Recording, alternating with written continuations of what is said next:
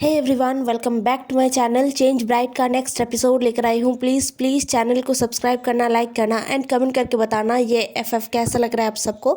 तो पिछले एपिसोड में हमने देखा था जहाँ पर विंग का जो असली आइडेंटिटी है वो सबको पता चल गया था और वांग जी ने महारानी यू को और जियांग क्लैन को अच्छे से सबक सिखाया था। और उसके बाद विंग और वांग जी को पनिशमेंट मिला झूठ बोलने के लिए, और कोई आया है लैन क्लैन में, जिसे देखकर लैन शिचैन बहुत ही ज़्यादा हैरान है। तो अब हम आगे देखते हैं कि क्या होता है। लैन शिचैन अपने सामने नकाबपोश इंसान को देख रहे थे, जिसका नकाब लैन शिचैन ने हटा दिया है। अब उसका चेहरा लैन शिचैन साफ साफ देख पा रहे थे और वो हैरानी से बस देखे जा रहे थे। दूसरी तरफ वो नकाबपोश इंसान, वो तो बहुत ही ज़्यादा गुस्से में लग रहा था। वो खुद छूट नहीं पा रहा था, इसलिए वो बहुत ही ज़्यादा गुस्से में था। और ऊपर से ये इंसान, उसके सामने जो इंसान है जिसने उसे पकड़ लिया है, वो उसे ऐसे देखे ही जा रहा है, देखे ही जा रहा है। क्या चल क्या रहा है इस अल्फ़ा के अंदर, वो समझने की कोशिश कर रहा था, वो जो नकाबपोश इंसान है ना वो। तभी लैन शिचैन ने अपने आप को संभाला और कहा, राजकुमार जियांग, आप यहाँ पर क्या कर रहे हो?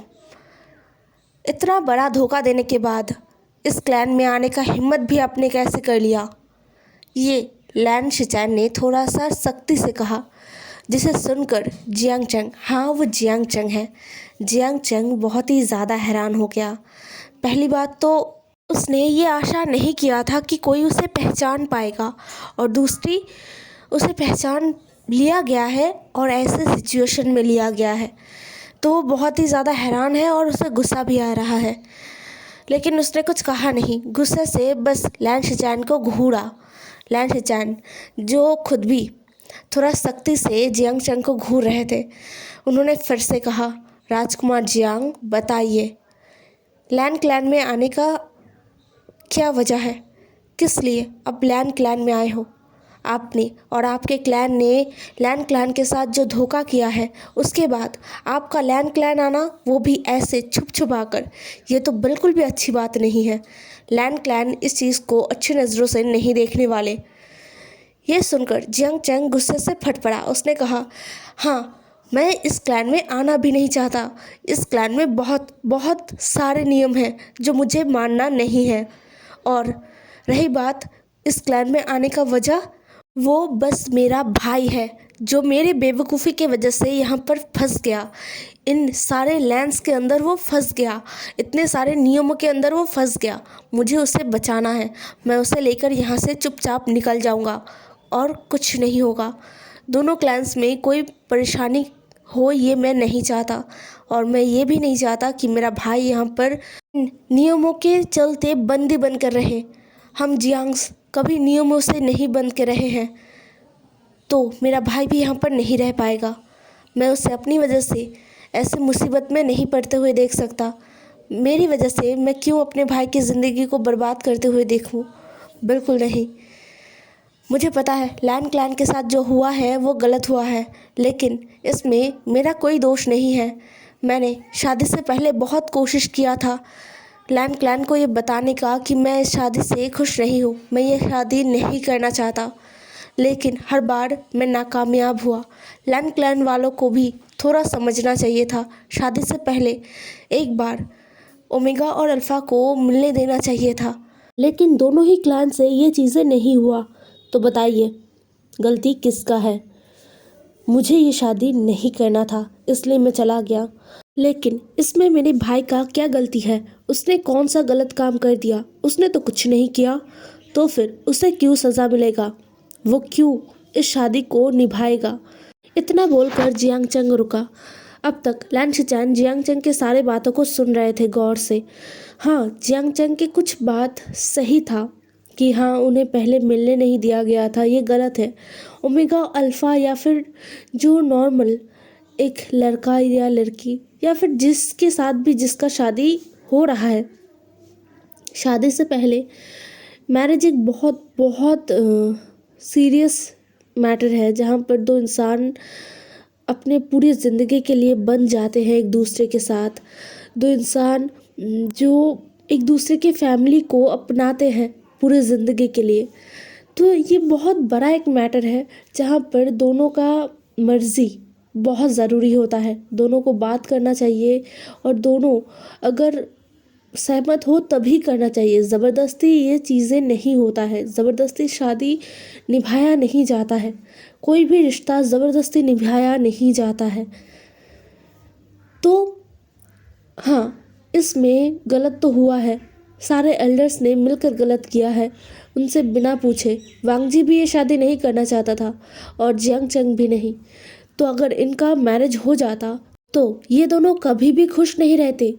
यहाँ पर एल्डर्स ने गलत किया है और जियांग चंग, हाँ, उसने भी गलत किया है। उसे ऐसे नहीं जाना चाहिए था। अगर उस दिन विंग ना होता, अगर जियांग चंग की जगह विंग को बिठाया नहीं जाता तो कितना बड़ा बेइज्जती हो जाता। दोनों क्लैन, लैन क्लैन और जियांग क्लैन, दोनों क्लैन एकदम पूरे कल्टीवेशन वर्ल्ड के सामने शर्मिंदा हो जाते बहुत बुरी तरीके से। तो हाँ, जियांग चंग ने भी यहाँ पर गलती किया है। लैन शिचैन सब कुछ समझ रहे थे, लेकिन वहीं पर उन्हें जियांग चंग का एक बात जो समझ नहीं आ रहा था वो ये है कि जियांग चंग बार बार ये कह रहा था कि वो अपने भाई को यहाँ से ले जाने आया है। ऐसे कैसे? वांग जी और विंग का शादी हो चुका है। उन दोनों ने एक दूसरे को दिल से अपना लिया है। लैन शिचैन विंग की आंखों में भी वांग जी के लिए प्यार देख पाता है और वांग जी उसके आंखों में तो है ही। तो अब वो दोनों अलग कैसे हो सकते हैं? ये सोच जैसे ही लैन शिचैन के दिमाग में आया ना, लैन शिचैन ने कहा, राजकुमार जियांग, मैं समझ सकता हूँ आप अपने भाई के लिए बहुत ही ज़्यादा चिंतित है, लेकिन आपका भाई यहाँ पर खुश है बहुत ही ज़्यादा। आपके जियांग क्लैन से तो बहुत ही ज़्यादा अच्छी तरीके से विंग यहाँ पर रह रहा है। उसे एक अल्फ़ा मिला है जो उसका हर हालत में ख्याल रखेगा और प्यार करेगा। एक बड़ा भाई मिला है, एक पिता समान अंकल मिला है जो आपके भाई को समय आने पर डांट भी सकता है और समय आने पर प्यार भी कर सकता है। यहाँ पर विंग को एक परिवार मिला है, जियांग फैमिली की तरह नहीं जो बस दिखावा का परिवार है, जो बस दिखावे के लिए विंग के पास आते थे और जब महारानी यू विंग पर जुल्म करते थे तो सब अपने अपने नज़रों को फिरा लेते थे। तो राजकुमार जियांग, आप चले जाइए, यहाँ पर विंग खुश है और विंग यहाँ से कहीं भी नहीं जाने वाला है। विंग लैन क्लैन का फुरैन है। यह सुनकर जियांग चंग ने अपनी आंखों को सिकोड़ लिया। उसने कहा, नामुमकिन, मैं भरोसा नहीं करता। मुझे विंग से मिलना है। जब ये सारी बातें विंग मुझसे कहेगा तभी मैं इन सारी बातों पर भरोसा करूँगा, उससे पहले नहीं। कोई भी ऐरा गहरा आएगा, कुछ भी कहेगा और मैं भरोसा कर लूँगा? नामुमकिन।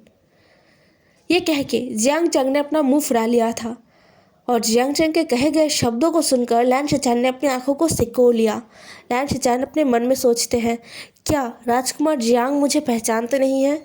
क्या उन्हें नहीं पता कि मैं गुसू का फर्स्ट प्रिंस लैन शिचैन हूँ? क्या वो मुझे पहचान नहीं पाए या फिर पहचान कर भी उन्होंने मुझे ऐरा गैरा कहा? खैर, लैन शिचैन ने इस बात को ऐसे ही जाने दिया। वो जियांग चंग की तरफ देखते हैं और कहते हैं, ठीक है, आपको विंग से ये सारी बातें सुनना है ना, तो कल सुबह से पहले तो आप विंग से नहीं मिल पाएंगे क्योंकि वो सो रहा है। तब तक आप मेरे साथ चलिए। ये कह के लैन शिचैन आगे जाने लगे और लैन शिचैन का वो जो तालिस्मान है जिससे जियांग चंग को बांधा गया था वो भी लैन शिचैन के पीछे पीछे चलने लगा। इसलिए जियांग चंग को भी लैन शिचैन के पीछे पीछे ही जाना पड़ रहा था, जिससे जियांग चंग घबरा गया। वो घबराते हुए कहता है, क्या कहाँ ले जा रहे हो? मुझे नहीं जाना। तुम एक अल्फा हो, मुझे ऐसे कैसे ले जा सकते हो? मुझे तुम्हारे साथ कहीं नहीं जाना।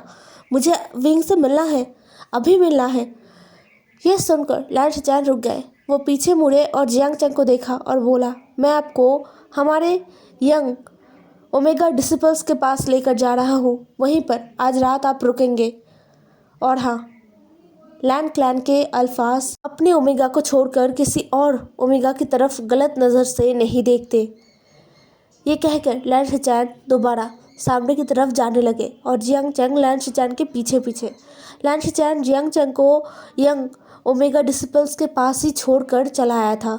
हालांकि जियांग चैंग अभी भी बंदी था, लेकिन उसे अब थोड़ा सा अच्छा महसूस हो रहा था कि यहाँ पर बहुत सारे ओमेगास हैं, तो वो ना चाहते हुए भी वहीं पर सो गया और लैन शिचैन अपने हांशी में आ गए थे। अगली सुबह जब विंग उठा तो वो हैरान हो गया, क्योंकि वो वांग जी के बाहों में था।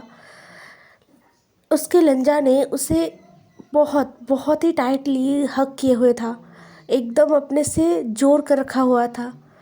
विंग धीरे से हिलता है और अपने सर को थोड़ा सा ऊपर उठाता है और देखता है सोते हुए वांग जी को। अभी भी 5 नहीं बजा है, इसलिए वांग जी भी अभी तक नहीं उठा है। तो विंग वांग जी के आंखें बंद किए हुए सोते हुए चेहरे को देखे जा रहा था। कुछ देर बाद विंग ने अपने हाथों को धीरे से वांग जी के चेहरे पर फिराया, जिससे वांग जी अपने आंखों को खोलता है। वांग जी को आंखें खोलते हुए देखकर विंग ने मुस्कुराया और कहा, तुम कब आए लंजा? वांग जी ने कहा, जब तुम सो गए थे तब। ये सुनकर विंग ने अपना मुंह बनाया और बोला, तो फिर मुझे जगाया क्यों नहीं? वांग जी ने विंग को और भी टाइटली अपने से पकड़ लिया और कहा, मन नहीं किया, तुम इतने प्यार से सो रहे थे इसलिए मेरा मन ही नहीं किया, मैं तुम्हें ऐसे गले लगाकर सो गया। जिसे सुनकर विंग ने हंस दिया। विंग को हंसते हुए देखकर वांग जी ने विंग के फोरहेड पर एक किस किया और बोला, उठना है? विंग ने अपना सर हाँ में हिला दिया। वांग जी विंग का सर अपने सीने पर रखकर थोड़ा दबाता है और कहता है, नहीं, थोड़ा और सो लेते हैं, फिर उठते हैं। विंग हंस रहा था, उसे अच्छा लगता है। ऐसे वांग जी के चाइल्डिश बिहेवियर को देखकर उसे बहुत बहुत अच्छा लगता है। उसने शिचेंगा से वांग जी के बारे में बहुत कुछ सुना है। मतलब जब वांग जी के और शिचेंगा के माँ और बाबा चले गए इस दुनिया को छोड़कर, तब वांग जी कैसे अकेला हो गया था और तब से लेकर अब तक वांग जी कैसे था और विंग के आने के बाद वांग जी कैसे खुद को बदल रहा है, ये सब कुछ शिचेंगा से विंग ने सुना, जिसे सुनकर विंग को बहुत अच्छा लगा और बुरा भी लगा था। हाँ, उसे बहुत बुरा लगा था ये सोचकर कि उसके माँ और बाबा तो चले गए और साथ में वांग जी के माँ और बाबा भी नहीं हैं, तो उसे बहुत बहुत ज़्यादा बुरा लगा। वांग जी जिस दर्द से गुजर रहा था उसको भी विंग ने महसूस किया, तो वो वांग जी के सीने से लग जाता है और वांग जी के पीठ को सहलाता है। वो दोनों एक दूसरे में ऐसे प्यार भरे पलों को बिता ही रहे थे, तभी दरवाजे पर किसी ने आवाज़ दिया। मतलब दरवाजे के उस पार कोई डिसिपल था जिसने विंग को बुलाया और साथ में वांग जी को भी बुलाया। वो डिसिपल कहता है, लैन फुरैन और राजकुमार लैन, आप दोनों को मास्टर लैन बुला रहे हैं। ये सुनकर विंग और वांग जी एक दूसरे को देखते हैं। विंग तो डर गया और वांग जी वो डरा नहीं है, बिल्कुल भी नहीं, बस थोड़ा सा हैरान है कि इतना सुबह सुबह कैसे अंकल को पता चल गया। खैर, उसने विंग के चेहरे को सहलाया और विंग के सर पर एक और बार अपने होठों को रखा और गहराई से चूमा, फिर कहा, चलो देखते हैं क्या हुआ है। विंग डर के मारे कहता है, लंजा तुम यहाँ पर क्यों आए? देखा देखा अंकल को पता चल गया ना, वो अब और भी ज़्यादा गुस्सा हो जाएंगे हम पर। ये सुनकर वांग जी ने थोड़ा सा मतलब ऐसे दिखाते हुए कहा कि उसे फ़र्क नहीं पड़ता गुस्से से। ऐसा उसने दिखाते हुए कहा कि मुझे फ़र्क नहीं पड़ता, मैं तुम्हारे बिना नहीं रह पा रहा था इसलिए मैं आया। अब क्या मैं अपने ओमेगा के पास भी नहीं आ सकता? वांग जी के ऐसी बातों को सुनकर विंग को हंसी आ गया। इतने टेंशन के माहौल में भी उसे हंसी आ गया। फिर वो दोनों उठे और फ्रेश होके एक साथ बाहर आए और जल्दी जल्दी अंकल के क्वार्टर की तरफ जाने लगे। वहाँ पर जाके तो विंग हैरान ही हो गया। उसने सोचा था कि हाँ, उनके बारे में पता चल गया है तो अब उन्हें पनिशमेंट मिलेगा, लेकिन वहाँ पर जाके तो कुछ और ही नज़ारा था। पहली बात तो विंग बहुत ही हैरान हो गया जियांग चंग को यहाँ पर देखकर, और दूसरा जियांग चंग बंधा हुआ था और जियांग चंग के सामने अंकल लैन बैठे हुए थे। जियांग चंग भी अपने घुटनों पर बैठा हुआ था टी टेबल के दूसरी तरफ, और अंकल लैन बैठे हुए थे सामने की तरफ। उनके बीच में लैन शिजान बैठे हुए थे और दूसरी तरफ जगह खाली था विंग और वांग जी के लिए। तो पहले तो विंग और वांग जी अंकल को बो करते हैं और फिर अंकल ने उन्हें बैठने के लिए कहा, तो विंग और वांग जी बैठते हैं। विंग को तो समझ ही नहीं आ रहा था कि यहाँ पर जियांग चंग क्या कर रहा है। विंग जियांग चंग को देखे जा रहा था, उसके आंखों में बहुत सारे सवाल थे। वो डरा हुआ था कि जियांग चंग ने ऐसा क्या कर दिया कि उसे बंदी बनाया है। क्या जियांग चंग शादी से भाग गया था इसलिए उसे सज़ा मिलेगा? ये सारे सवाल विंग के दिमाग में आ रहा था और विंग अपने भाई के लिए बहुत डरा हुआ था।